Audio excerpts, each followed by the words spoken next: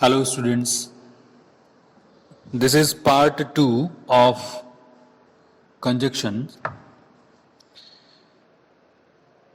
In this video, we shall discuss subordinating conjunctions and coordinating conjunctions. Along with that, the conjunctions which are used in pairs, which are called correlative conjunctions, and after that we shall do revision.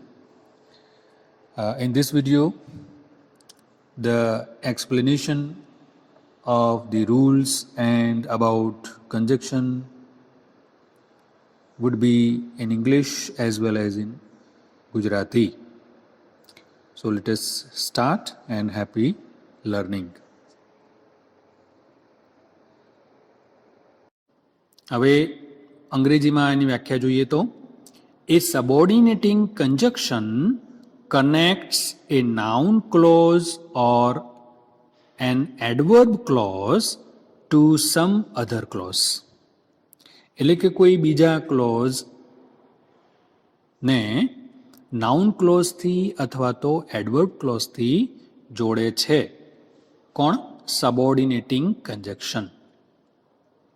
Subordinating conjunctions are not used to connect adjective clauses, right?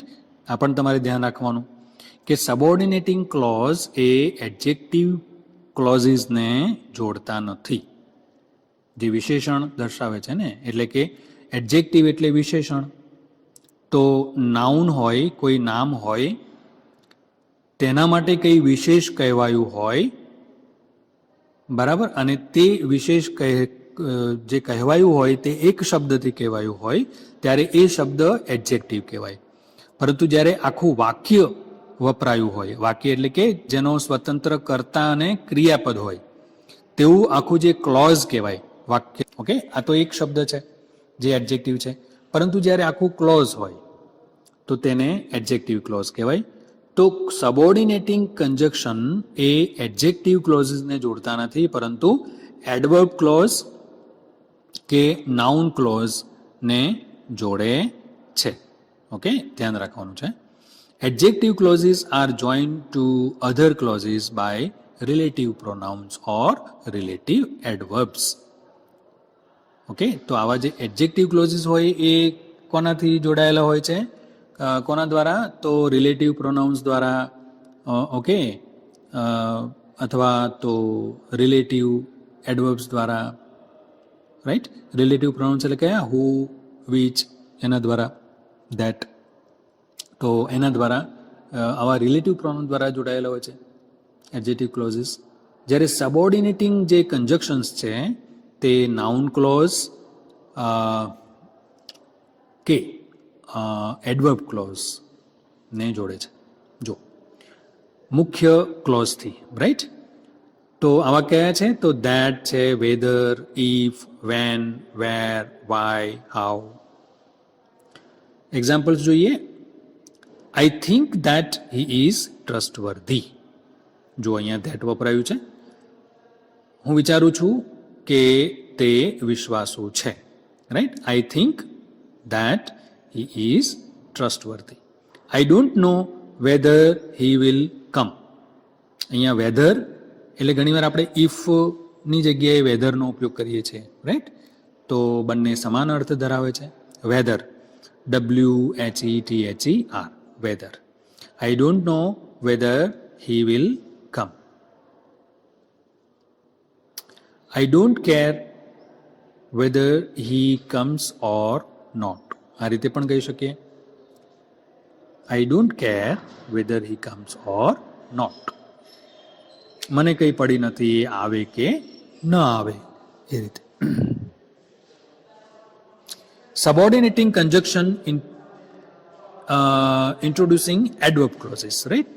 તો હવે adverb ક્લોઝને introduce કરતા સબોર્ડિનેટિંગ કંજક્શનને જોઈએ, જેમાં સમયદર્શક હોય છે, કારણદર્શક પણ હોય, હેતુ દર્શાવનારા હોય, કન્ડિશન એટલે કે શરત દર્શાવનારા હોઈ શકે.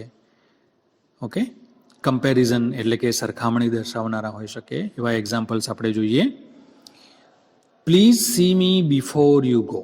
તો અહીંયા બિફોર જે છે તે સમયદર્શક છે, રાઈટ, અને એડવર્બ ક્લોઝને જોડે છે.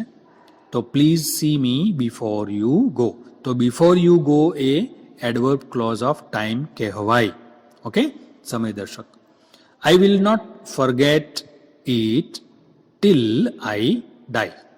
તો આ પણ ટીલ આઈ ડાય છે, તે પણ એડવર્બ ક્લોઝ છે, સમયદર્શક. તો અહીંયા ટીલ એ જે છે તે સબઓર્ડિનેટિંગ કન્જક્શન થયું, રાઈટ. પહેલા વાક્યમાં બિફોર એ સબઓર્ડિનેટિંગ કન્જક્શન થયું. I will not forget it till I die. હું નહીં ભૂલું તેને મારા મૃત્યુ સુધી, એ રીતે, right. So I will not forget it till I die. I must go now as I have some work to do. તો કારણ પણ દર્શાવે છે. I must go now as, okay, I have some work to do. બીજું વાક્ય છે work hard so that you may succeed. Purpose એટલે કે હેતુ દર્શાવનાર સો દેટનો ઉપયોગ થાય છે. Play games in order that your health may improve.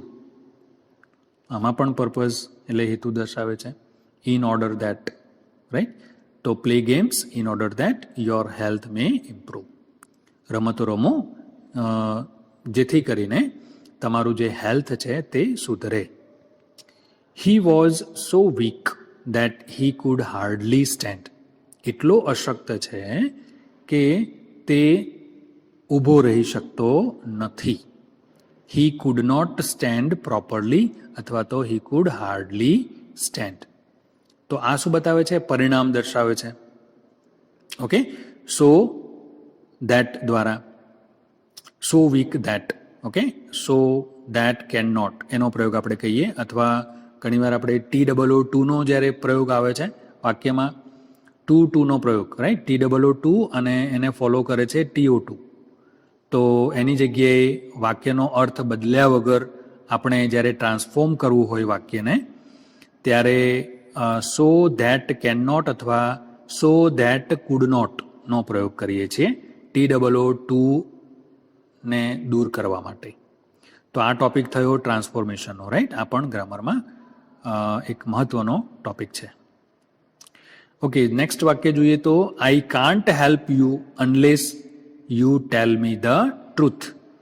તો કન્ડિશનલ જ્યારે ક્લોઝ હોય છે, કન્ડિશન દર્શાવે છે, શરત દર્શાવે છે. દાખલા તરીકે ઇફનો આપણે ઉપયોગ કરીએ છીએ, અનલેસનો ઉપયોગ કરીએ છીએ, બરાબર. તો I can't help you unless you tell me the truth. અનલેસમાં if અને નોટ બંને ભાવ રહેલા છે, રાઈટ, અનલેસમાં. એટલે કે unless you tell me the ટ્રુથનું Gujarati શું થશે? જો તમે મને સત્ય નહીં કહો તો, બરાબર. જો તમે સત્ય મને નહીં કહો તો હું તમને મદદ નહીં કરી શકું. I can't help you unless you tell me the truth. તો આ વાક્યને જો આપણે ઇફથી ટ્રાન્સફોર્મ કરવું હોય તો કેવી રીતે કરી શકીએ? I can't help you if you do not tail me the truth. If you do not tail me the truth, I can't help you, right, એ રીતે.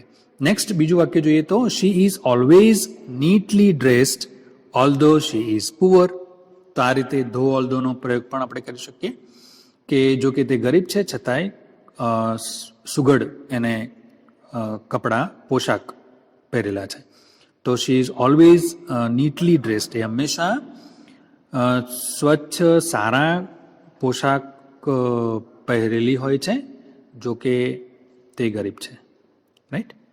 કન્સેશન ભાવ કહી શકાય. બીજું વાક્ય છે આઈ લાઇક હિમ બેટર દેન હર. તો આ રીતે કમ્પેરિઝનના ભાવ સાથે પણ કન્જક્શનનો આપણે ઉપયોગ કરી શકીએ છીએ, ધેન, THAN, ધેન. તો આમાં ખાસ યાદ રાખવાનું કે છે કે જ્યારે કમ્પેરેટિવ ડિગ્રી હોય, એટલે કે ER વાળું શબ્દ હોય તે ત્યારબાદ ધેન વપરાય છે, રાઈટ. ધેન એટલે કયું? THAN. ઓકે, તો I like him better than her. બીજું વાક્ય આપણે લઈએ તો Ram is stronger than Shyam. તો સ્ટ્રોંગર ધેન, તો ER વાળા આવા એડજેક્ટિવ્સ હોય ત્યારબાદ આપણે ધેનનો ઉપયોગ કરીએ છીએ. ઓકે, તો જ્યારે બે વ્યક્તિ અથવા વસ્તુની સરખામણી હોય ત્યારે કમ્પેરેટિવ ડિગ્રીનો ઉપયોગ કરીએ છીએ. ગ્રામરનો ટોપિક છે ને ડિગ્રી, તો તેમાં ER વાળું હોય ત્યારે ત્યારબાદ આપણે THAN ધેન મૂકીએ છીએ. નો સુનરનો પ્રયોગ હોય ત્યારે પણ THAN ધેન આવે છે. આ પણ તમારે યાદ રાખવાનું છે. વિડીયોમાં કરીશું. Thank you very much. હવે આ જે કન્જક્શન્સ છે તેમાંથી જે લોકો પેરમાં આવે છે, એટલે કે either or, neither nor, not only but also, whether or, both and, scarcely when, hardly when, તો આવા પેરમાં જે કન્જક્શન્સ આવે છે એ કન્જક્શન્સને કોરિલેટિવ કન્જક્શન્સ પણ કહેવાય છે. રાઈટ? તો આઈધર ઓર એટલે કે you must either follow my instructions or resign. બીજું એક્ઝામ્પલ છે હી ઇઝ આઈધર એ ફૂલ ઓર એ મેડમેન. તો આઈધર ઓરમાં જે વિકલ્પો છે બે, એ બેમાંથી કોઈ એક છે અથવા નથી. બરાબર? નાઈધર નોરમાં તે નથી અને આઈધર ઓરમાં બેમાંથી એક છે. ઓકે, તો નાઈધર નોરમાં બંને નથી અને આઈધર ઓરમાં બેમાંથી એક છે. તો તે અર્થમાં હી ઇઝ આઈધર અ ફૂલ ઓર એ મેડમેન. હવે નાઈધર નોર જુઓ, he is neither a fool nor a madman. Right? એટલે કે આ બંનેમાંથી કોઈ જ નથી. એ ફૂલ પણ નથી અને મેડમેન પણ નથી. Neither Joshi nor Shastri could have done this. એટલે કે જોશી અથવા શાસ્ત્રી બંનેઓ જે આ બંને છે તેઓ એ આ કાર્ય એટલે કોઈ કાર્ય છે તે કરી શકતા હોત અથવા કરી શક્યા હોત. બરાબર? એટલે કે બેમાંથી કોઈએ કાર્ય કર્યું જ નહીં. બંને એબલ હતા. રાઈટ? એબિલિટી બંને પાસે હતી, પણ બંનેમાંથી કોઈએ કોઈ સોંપેલું કામ કર્યું નહીં. તો કુડ હેવ એટલે કે ભૂતકાળમાં કે જે ઇમ્પોસિબલ હાઇપોથેસિસ છે, તો તેના માટે આપણે can, could, may, might, should, would જે મોડલ ઓક્ઝ્યુલરી છે એની સાથે પરફેક્ટ વર્બ મૂકીએ છીએ, એટલે કે હેવ અને ક્રિયાપદનું ભૂતકૃદંત. તો આવું જ્યારે આવે ત્યારે એ શું અનુમાન દર્શક શરત છે, પરંતુ ઇમ્પોસિબલ છે. એટલે કે એ શરત છે પરંતુ તે હવે શક્ય નથી. બરાબર? જે ક્રિયા વિશેની વાત હોય તે ક્રિયા હવે શક્ય નથી. ઓકે, તે અર્થમાં. સો બાય ધ વે આ પણ તમે ધ્યાન રાખજો. તો નાઈધર જોશી નોર શાસ્ત્રી એટલે કે બંને કર્તા તરીકે બંને નાઉન છે અને બંને નથી. અને એની જગ્યાએ જો આઈધર ઓરનો ઉપયોગ કરીએ તો either Joshi or Shastri could have done this. એટલે કે બેમાંથી કોઈ એક કરી શક્યું હોત. Not only but also. Not only but also એટલે આમાં બે ગુણો હોય છે અને એ બે ગુણોને આપણે સરખું મહત્વ આપીને ભાર મૂકવો છે. એટલે કે જુઓ, એક્ઝામ્પલ જુઓ, ખ્યાલ આવશે. They not only looted the shop but also set fire to it. તેઓએ દુકાનને ફક્ત લૂંટી જ નહીં પરંતુ તેને સળગાવી પણ દીધી. Okay, he visited not only France but also Germany. તે ફક્ત ફ્રાન્સની જ મુલાકાત ન લીધી પરંતુ તેને જર્મનીની પણ મુલાકાત લીધી હતી. હવે તમે કોઈ કહેશો કે સર આમાં તો આપણે એન્ડ મૂકીને પણ વાક્ય બનાવી શકીએ કે he visited France and Germany. તો યસ, સાચું છે.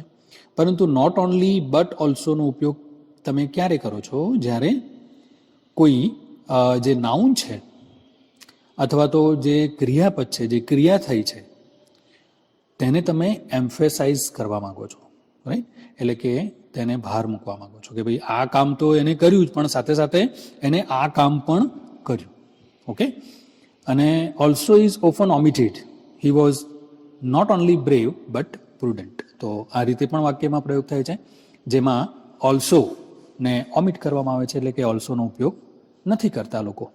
ઓકે, તો એ રીતે પણ શક્ય છે કે he was not only brave but prudent. હવે નોટ બટની જે પેર છે તે, he did not stop the car but drove on. Okay, તેને કાર ઊભી રાખી નહીં પરંતુ આગળ ચલાવી દીધી. It is not first rate but reasonably good. એ પ્રથમ ક્રમનું નથી પરંતુ તે રિઝનેબલી ગુડ છે. રિઝનેબલી એટલે કે ચલાવી શકાય તેવું સારું છે. તો આ રીતે નોટ અને બટ કે જેમાં આપણે પોઝિટિવ અને નેગેટિવ બંને પાસાઓ દર્શાવીએ છીએ. ધો અને યટ, જો કે છતાં. એકચ્યુઅલી ધોનો ઉપયોગ થાય છે તો કેટલાક વાક્યોમાં યટનો ઉપયોગ થતો નથી અને કેટલાક વાક્યોમાં થાય છે. તો though he is hurt yet he wants to play. તે ઘાયલ છે છતાં તે રમવા ઈચ્છે છે. Though he worked hard yet he could not pass. જો કે તેણે સખત મહેનત કરેલી છતાં તે પાસ થઈ શક્યો નહીં. હવે વેધર ઓર જુઓ. I don't know whether I should stay or go back. જ્યારે બે વિકલ્પો હોય, બરાબર, અને મૂંઝવણ જ્યારે તમારે દર્શાવવાની હોય કે I don't know whether I should stay or go back. તો અહીંયા વેધરનો જે સ્પેલિંગ છે એ તમારે ખાસ ધ્યાન રાખવાનું, કારણ કે બીજું જે વેધર છે WEATHER, એ વેધરનો અર્થ થાય છે હવામાન, અને આ જે વેધર છે તે ઇફ વાળું કહી શકાય, જેને આપણે ડિરેક્ટ ઇનડિરેક્ટ સ્પીચમાં પણ ઇફ જે કન્જક્શન તરીકે આપણે વાપરીએ છીએ. ઇફની જે સાથે ઇફની જગ્યાએ whether. So I don't know whether I should stay or go back. હું જાણતો નથી કે મારે રોકાવું જોઈએ કે પાછા જતું રહેવું જોઈએ.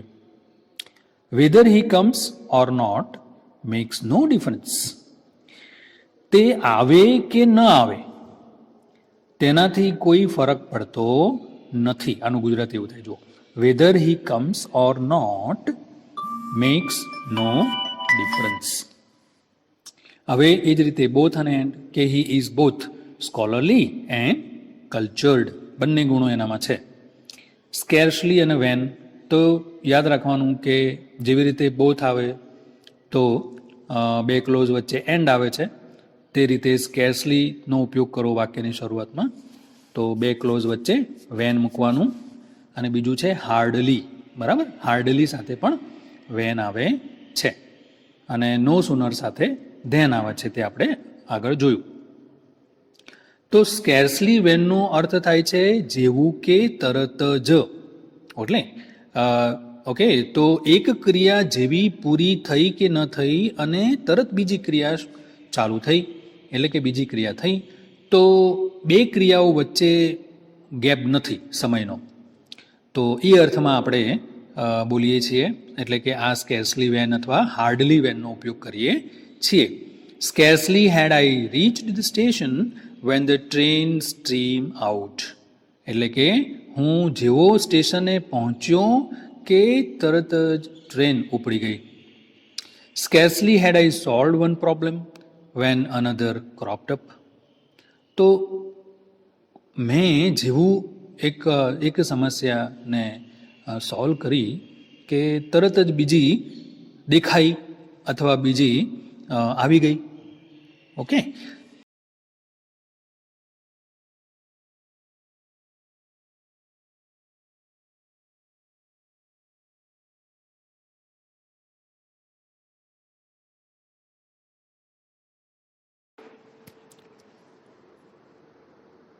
now let us revise all the things in very brief explanation.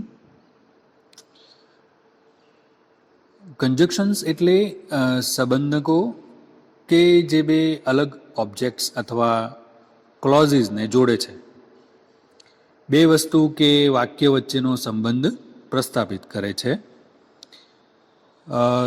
મુખ્યત્વે આપણે જોઈએ છીએ તો કેવા કન્જક્શન્સ હોય છે કે ભાઈ but, still, if, unless, though, for, and, ઓર,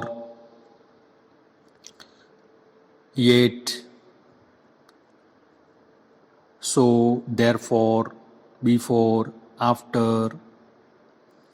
તો હવે જે બટ છે, બટ કે ધો, હાવેવર, યટ, સ્ટીલ, આ સંયોજક પણ બે વાક્યો વચ્ચે વિરોધાભાસ દર્શાવે છે. બરાબર?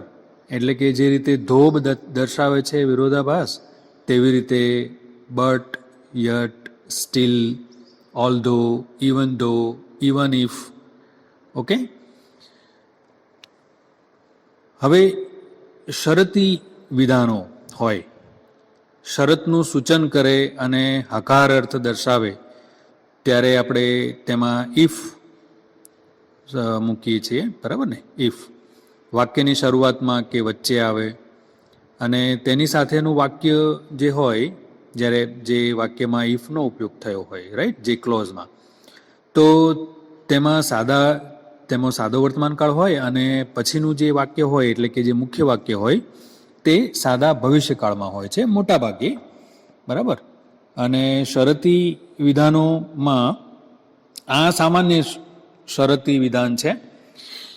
તે સિવાય જે હાઇપોથેટિકલ અને પોસિબલ એવું હોય તો ઇફવાળું જે ક્લોઝ છે તે ભૂતકાળમાં હોય, અને હાઇપોથેટિકલ ઇમ્પોસિબલ હોય એટલે કે જે અનુમાન છે, હાઇપોથેટિકલ એટલે અનુમાન દર્શાવે છે, અને જે એક્શન, જે ક્રિયા શક્ય નથી હવે, એટલે કે ભૂતકાળમાં તમે તે તક ચૂકી ગયા, ત્યારે આપણે કહીએ છીએ. દાખલા તરીકે તમે ગઈકાલે કોલેજ આવ્યા હતા તો મને મળવું જોઈતું હતું.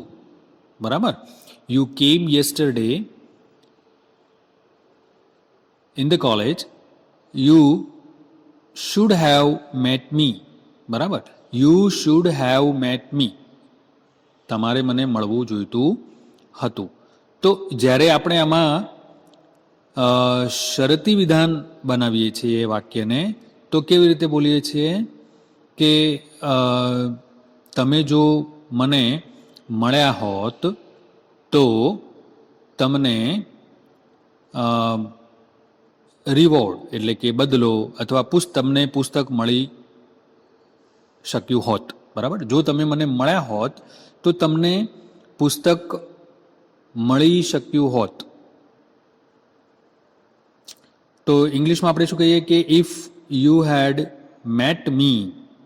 ઓકે. તો આ થયું હાઇપોથેટિકલ ઇમ્પોસિબલ સેન્ટેન્સ, કે હવે શક્ય નથી એમ, તે અર્થમાં. બરાબર ને?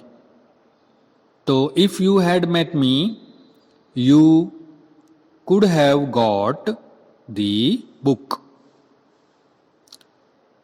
સો આ રીતે જસ્ટ ફોર યોર ઇન્ફોર્મેશન, ઇફવાળા જે વાક્યો હોય છે શરતી વિધાન, તેમાં આ પ્રમાણે આપણે 3 પ્રકારે શરત જોઈએ છે. હવે વાઇલ છે કે એઝ છે તે શું દર્શાવે છે? સમયનું સૂચન કરે છે. બરાબર? ચાલુ વર્તમાનકાળ કે ચાલુ ભૂતકાળના વાક્યમાં તેનો ઉપયોગ થાય છે, અને સામાન્ય રીતે વાક્યની શરૂઆતમાં આવે છે આ વાઇલ કે એઝ, અથવા વચ્ચે પણ આવે છે. દાખલા તરીકે આપણે જોઈએ કે as he was running he fell down. બીજું વાક્ય આપણે જોઈએ તો don't talk while you are eating. આપણે અગાઉ પણ વાક્યો આવા જોયા છે. હવે બિફોર અને આફ્ટર એ પણ સમયનું અથવા તો સ્થાનનું સૂચન કરે છે. અને દાખલા તરીકે આપણે જોઈએ તો we shall come we shall come here before 6 p.m. The mouse is running before the cat. Okay, તો બિફોર એટલે કોઈ સમયની પહેલાં આપણે વાત કરીએ તે અર્થમાં, અને સ્થાન તરીકે જોઈએ તો બિફોર એટલે તેની આગળ તે રીતે. આફ્ટરનો ઉપયોગ પણ આપણે કરીએ છીએ વાક્યોમાં, તે પણ સમય અને સ્થાનનું સૂચન કરે છે. બરાબર. હવે આઈધર ઓર નો જ્યારે આપણે ઉપયોગ કરીએ છીએ તો એ શું છે કે બે વિકલ્પોને જોડે છે અને હકાર અર્થ સૂચવે છે. બરાબર, હકાર અર્થ ખાસ યાદ રાખજો. અને નકાર અર્થ કોણ સૂચવે છે? નાઈધર નોર. એટલે આ પેરમાં આવે છે, આઈધર ઓર પેરમાં પણ યુઝ થાય છે અને છૂટા પણ યુઝ થાય છે. બરાબર. તો નકારમાં નાઈધર અને નોર. બરાબર, નાઈધર નોર. તો આઈધર ઓર જે છે તે વાક્યની શરૂઆતમાં કે વચ્ચે આવે છે, અને નાઈધર નોર એ નકાર ભાવ સૂચવે છે અને એ બે વિકલ્પોને જોડે છે. જેવી રીતે આઈધર ઓર બે વિકલ્પોને જોડે છે, તેવી રીતે નાઈધર નોર એ પણ બે વિકલ્પોને જોડે છે. દાખલા તરીકે either Mehulbhai or Rahul is a doctor. તો આઈધર મેહુલ ઓર, રાઈટ, એટલે કે બેમાંથી કોઈ એક, બેમાંથી કોઈ એક ડોક્ટર છે. નાઈધર નોરનું એક ઉદાહરણ આપણે લઈએ તો ભાઈ neither Mehul nor Rahul is a doctor. એટલે કે બેમાંથી કોઈ ડોક્ટર નથી એમ. રાહુલે નથી કે મેહુલે નથી, તો નકાર ભાવ સૂચવે છે. હવે યાદ રાખવાનું તમારે કે જો પહેલો ક્લોઝ નેગેટિવ હોય અને ફક્ત નોરનો ઉપયોગ કરવાનો હોય, બરાબર, અને તમને ઓપ્શન આપવામાં આવે નોર અને ઓર, તો ત્યારે નાઈધર ઘણીવાર વપરાતું પણ નથી. દાખલા તરીકે Mehul is not a doctor, ખાલી જગ્યા રાહુલ also, right? તો Mehul is not a doctor nor Rahul is. આ રીતે, એટલે કે આગળ નકાર છે, નોટનો ઉપયોગ થયો છે, એટલે આ નોરનો ઉપયોગ થાય, ઓરનો નહીં. ઓકે, તો આ રીતે નકાર ભાવ સૂચવે છે આ નોર, અને હકાર ભાવ માટે આપણે ઓરનો ઉપયોગ કરીએ છીએ જ્યારે બે વિકલ્પોને જોડવાના હોય. પછી બે શબ્દ પણ હોઈ શકે કે બે ક્લોઝ પણ હોઈ શકે.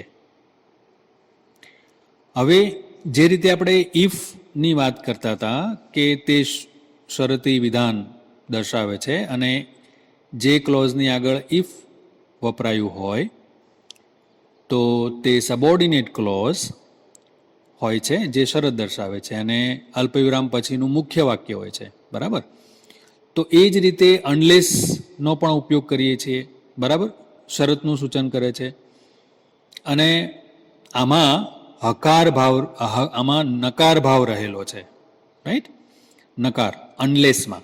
કારણ કે અનલેસમાં ઇફ તો છે જ, પરંતુ એની સાથે સાથે નોટ પણ છે. એટલે કે નોટ અને ઇફ અને નોટ આ બંનેનો ભાવ અનલેસમાં રજૂ થાય છે. દાખલા તરીકે unless you work hard you will not pass. Unless you work hard. બીજા શબ્દોમાં કહીએ તો if you do not work hard. બરાબર, જો તમે મહેનત નહીં કરો તો. અનલેસ યુ વર્ક હાર્ડ એનું પણ ગુજરાતી એ જ થાય, એનો પણ અર્થ એ જ થાય કે જો તમે મહેનત ન કરો તો. તો ઇફ અને નોટ આ બંનેનો ભાવ એક શબ્દમાં રહેલો છે, જેનું નામ છે અનલેસ. ઓકે, તો તમારે મુખ્ય વાક્યનો જે અર્થ છે તે પ્રમાણે જો કન્જક્શન મૂકવાનું હોય તો મૂકી શકો તમે. હવે વેન કે એઝ સૂન એઝ કે નો સુનર ધેન, આ બધા શું સૂચવે છે? સમય સૂચવે છે અને બે ક્લોઝને જોડે છે. When I met my uncle, he was reading a newspaper. જ્યારે હું મારા કાકાને મળ્યો ત્યારે તેઓ છાપું વાંચી રહ્યા હતા. ઓકે, તો સમયનું સૂચન કરનારા વેન છે, વાઇલ છે, એઝ છે, રાઈટ. ત્યાર પછી પેરમાં જોઈએ તો સ્કેર્સલી સાથે વેન આવે, હાર્ડલી સાથે વેન આવે. તો આ તમારે ખાસ નોંધી રાખવાનું કે જો વાક્યની શરૂઆતમાં સ્કેર્સલી અથવા હાર્ડલી હોય તો બે ક્લોઝ વચ્ચે વેન આવે, WHEN વેન. ઓકે, આ તમારે ખાસ યાદ રાખવાનું. જે રીતે નાઈધરનો ઉપયોગ થયો હોય તો નોર આવવું જોઈએ અને આઈધરનો ઉપયોગ થયો હોય તો ઓર આવવું જોઈએ. નોટ ઓનલીનો ઉપયોગ થયો હોય તો બટ ઓલ્સો આવે.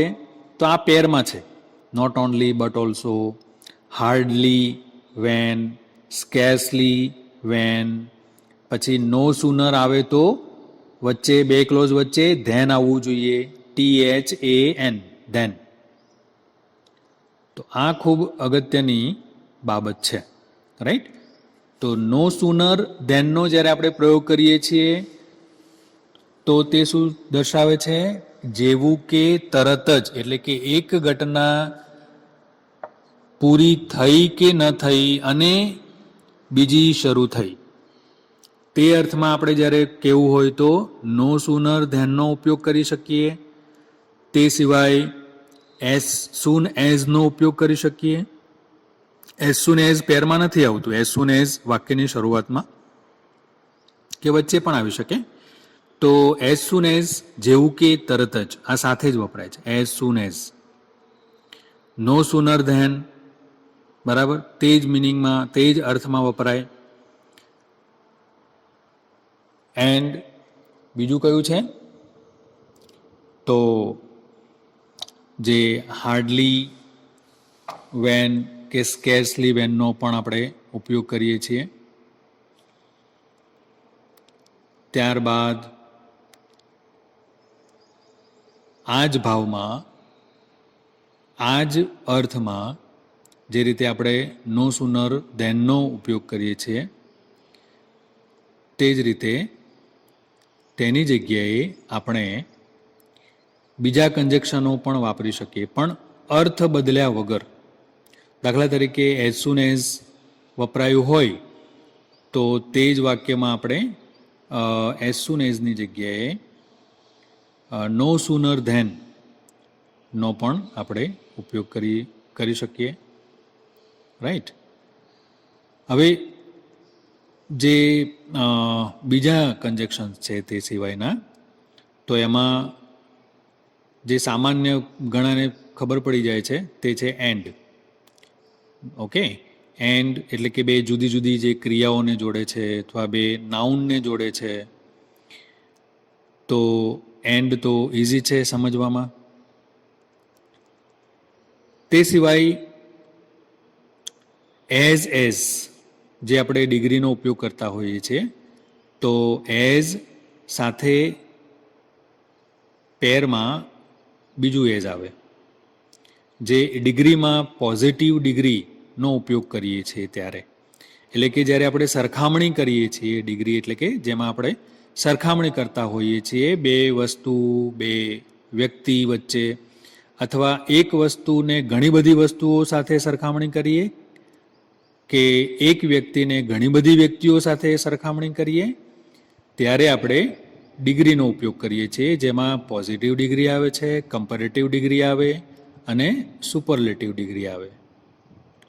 દાખલા તરીકે જ્યારે આપણે પોઝિટિવ ડિગ્રીની વાત કરીએ છીએ કે રમા અને માયા બંને સરખા જ ઊંચા છે, આવું આપણે કેવું છે. તો Rama is as tall as Maya. Okay, તો આનું ગુજરાતી શું થાય કે રમા માયા જેટલી જ ઊંચી છે. Rama is as tall as Maya.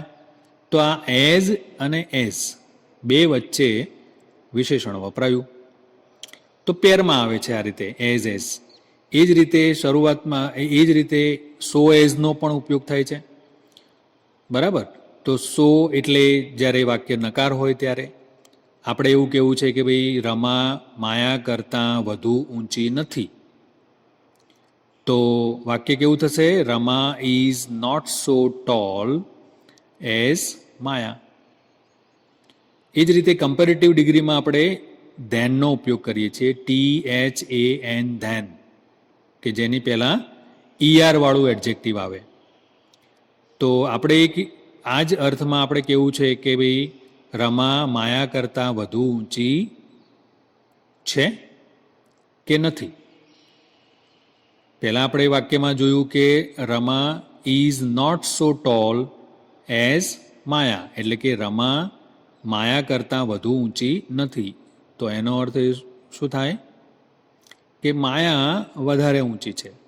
તો Maya is taller than Rama. Okay, Maya is taller, TALLER, taller, પછી ધેન THAN, ધેન માયા. તો ખાલી જગ્યાની પહેલાં આવી રીતે ER વાળું એડજેક્ટિવ વપરાયેલું હોય કે ટોલર, સ્ટ્રોંગર, ક્લેવર, અથવા તો જ્યારે બે સિલેબલ હોય ત્યારે ER વપરાતું, ER પ્રત્યે લાગતો નથી, એટલે કે એને પાછળ ER નથી લાગતો શબ્દની પાછળ. દાખલા તરીકે બ્યુટીફુલ હોય તો બ્યુટીફુલર ના કહેવાય. તો ત્યારે બ્યુટીફુલ, હેન્ડસમ આવા એક કરતાં વધારે સિલેબલવાળા વાક્યો હોય તો આપણે મોરનો ઉપયોગ કરીએ છીએ, MORE, મોર, મોર બ્યુટીફુલ ધેન, એવી રીતે. તો આમાં ધેન જે વપરાય છે કમ્પેરેટિવ ડિગ્રીમાં તેનો સ્પેલિંગ THAN, ધેન છે, બરાબર, THEN નહીં. પેલું THEN ધેન એટલે તો ત્યારબાદ સમયદર્શક જે થઈ જાય. ઓકે, તો આ ખાસ ધ્યાન રાખવાનું છે. એ જ રીતે ટીલ અને અનટીલ એ સમયનું સૂચન કરે છે, અને આમાં ટીલ જે છે એ હકાર અર્થ દર્શાવે, જ્યારે અનટીલ એ નકાર ભાવ દર્શાવે છે. આ ખાસ યાદ રાખવાનું કે પહેલો જે ક્લોઝ હકાર હોય તો તમારે ટીલનો ઉપયોગ કરવાનો, અને જો નકાર હોય તો અનટીલનો ઉપયોગ કરવાનો. દાખલા તરીકે જોઈએ તો હી વેઇટ્સ ટીલ આઈ કમ, એટલે કે જ્યાં સુધી હું આવું ત્યાં સુધી તે રાહ જુએ છે. ઓકે, અને એટલે કે આગળ જોઈએ તો આગળનો જે ક્લોઝ છે તે કેવો છે? હકાર છે, કે ભાઈ હી વેઇટ્સ. ઓકે, હી વેઇટ્સ એટલે કે તે વેઇટ કરે છે, હકાર છે. હવે આજે નકાર બનાવી દઈએ તો he does not wait until. સમજી ગયા? તો નકાર ભાવ હોય તો અનટીલ વપરાય. દાખલા તરીકે ડોન્ટ ગો આઉટ until